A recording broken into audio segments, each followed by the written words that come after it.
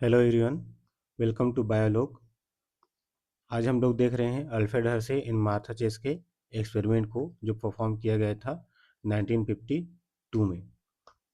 इन्होंने अनइक्विवोकली यह प्रूव कर दिया कि डीएनए ही जेनेटिक मटेरियल होता है, न कि प्रोटीन। इन्होंने अपने एक्सपेरिमेंट में T2 बैक्टीरिया फेज का यूज़ किया। T2 बैक्टीरिया फेज क्या होते हैं? ये वायरस होते हैं जो कि इन्फेक्ट करता है बैक्टीरिया को। तो ये वायरस कैसे इन्फेक्ट करता है, इसका एक मैकेनिज्म है, आइए देखते हैं। तो ये वायरस का आउटर मोस्ट लेयर प्रोटीन से बना हुआ होता है, कैप्सिड, और ये उसके इंटरनल साइड में पाया जाता है डीएनए। ठीक।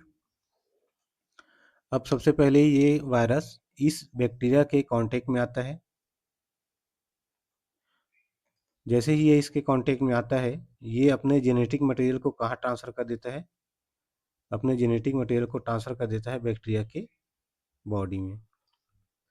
जैसे ही ये बैक्टीरिया की बॉडी में अपने जेनेटिक मटेरियल को ट्रांसफ़र करता है, ये बैक्टीरिया इस जेनेटिक मटेरियल को, जो कि डीएनए जो कि बैक्टीरिया का नहीं है, वायरस का है, उसको खुद का समझता है और इसका ढेर सारे कॉपी करना शुरू कर देता है। ये देखिए यहाँ पर ढेर सारे इसके कॉपी कर दिए। इसके कॉपी करने के बाद ये जो बैक्टीरिया है, प्लाज्मा मेम्ब्रेन बैक्टीरिया का लाइसिस हो जाता है, जिसके कारण नए नए वायरस के पार्टिकल्स रिलीज होते हैं। तो इस प्रकार से यह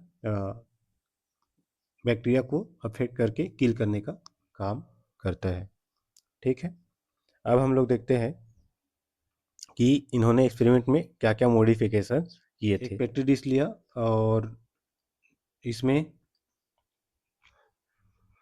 इस पेट्री डिश में ग्रो किया गया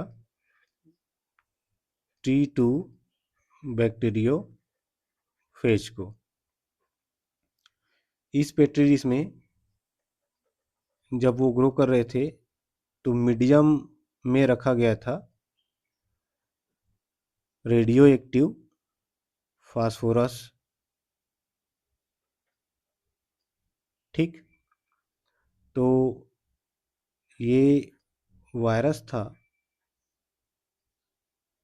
और ये वायरस का आउटर मोस्ट लेयर प्रोटीन का बना होता है और इसके अंदर का जो डीएनए है उसमें होता है फास्फोरस, और ये जो प्रोटीन बना है वो बना होता है अमीनो एसिड से। तो ये जो T2 बैक्टीरिया फेज था, उसको सबसे पहले किस में ग्रो किए हम लोग? पेट्री डिश में ग्रो किए और उस मीडियम में हम लोग उनको प्रोवाइड किए रेडियो एक्टिव फास्फोरस, जिसके कारण ये जो T2 बैक्टीरियोफेज था उसके डीएनए में क्या पाया जाता है? फास्फोरस पाया जाता है, जो कि नॉर्मल वाला था। अब क्योंकि हम लोग इसको कौन से मीडियम में ग्रो किए हैं? P32 वाले मीडियम में ग्रो किए हैं, इस कारण से ये नॉर्मल से चेंज होकर के किस में सब्सटीट्यूट हो जाएगा? ये हो जाता है रेडियो एक्टिव P32। और क्योंकि इसके डीएनए में सल्फर नहीं पाया जाता, इसलिए ये सल्फर से अटैक नहीं होगा। ठीक है। अब दूसरा देखते हैं। T2 बैक्टीरियोफेज लिए और एक पेट्री डिश लेते हैं और इस पेट्री डिश में हम लोग मीडियम में डालते हैं सल्फर का रेडियो एक्टिव, तो S35। T2 बैक्टीरिया फेज का ग्रो करते हैं। अब हम इसमें देखते हैं कि ये जो इसका कैप्सिड लेयर है, ये प्रोटीन वाला, ये बना हुआ होता है अमीनो एसिड से और अमीनो एसिड में पाया जाता है सल्फर। तो प्रोटीन बना होता है अमीनो एसिड से और अमीनो एसिड में पाया जाता है सल्फर। तो ये जो नॉर्मल सल्फर है वो सब्स्टिट्यूट हो जाता है रेडियो एक्टिव सल्फर से, H35 से। यहाँ पर हम लोग क्या देख रहे हैं, एक ऐसे T2 बैक्टीरियोफेज है जिनको रेडियो एक्टिव P32 मीडियम में ग्रो किए हैं, जिसके कारण उसके डीएनए में जो फास्फोरस पाया जाता है वो किस में चेंज हो गया है, रेडियो एक्टिव P32 में। लेकिन इसका प्रोटीन जो है रेडियो एक्टिव सल्फर में चेंज नहीं हुआ है। ठीक, दूसरा लिए है एक ऐसा बैक्टीरियोफेज को ग्रो कराए और इसमें मीडियम लिए जिसमें H35 रेडियो एक्टिव था, क्योंकि वायरस का कैप्सिड प्रोटीन से बना होता है और प्रोटीन अमीनो एसिड से बना होता है और अमीनो एसिड में होता है सल्फर। तो उसके प्रोटीन में जो नॉर्मल सल्फर था वो एक्सचेंज हो जाता है किससे, रेडियो एक्टिव सल्फर से।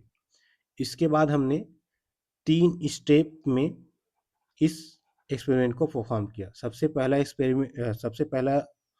स्टेप था इन्फेक्शन का, दूसरा दूसरा है ब्लेंडिंग और तीसरा है सेंट्रीफ्यूगेशन।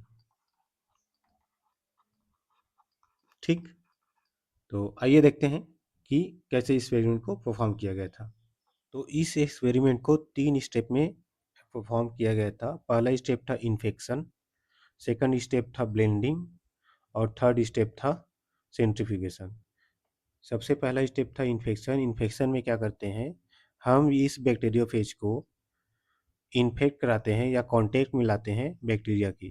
तो जैसे ये इसके कांटेक्ट में आते हैं, ये इसके प्लाज्मा मेम्ब्रेन से क्या होते हैं, चिपक जाते हैं। ये देखिए, ये दोनों प्लाज्मा मेम्ब्रेन से चिपक गया है।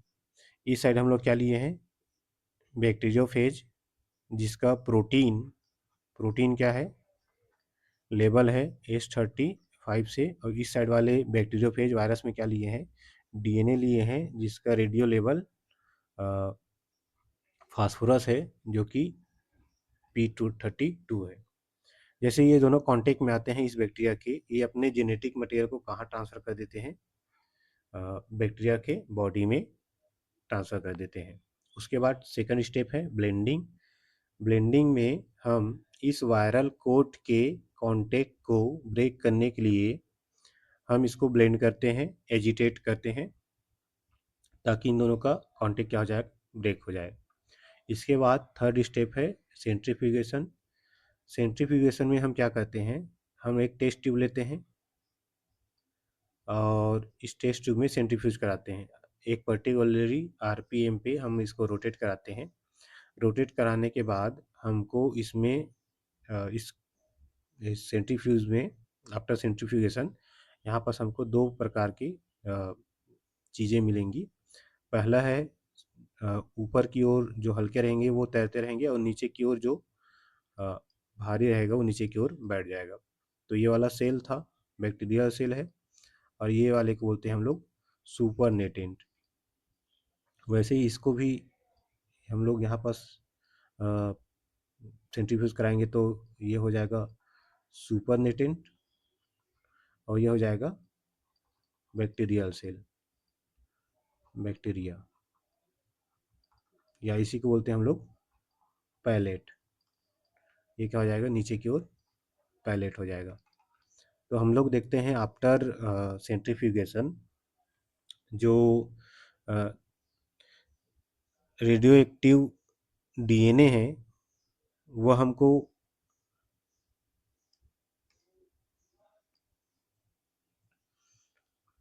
सेंट्रीफ्यूगेशन के बाद हम लोग देखते हैं जो बैक्टीरिया इन्फेक्ट किया गया था ऐसे वायरस के थ्रू जिसमें रेडियो एक्टिव प्रोटीन था,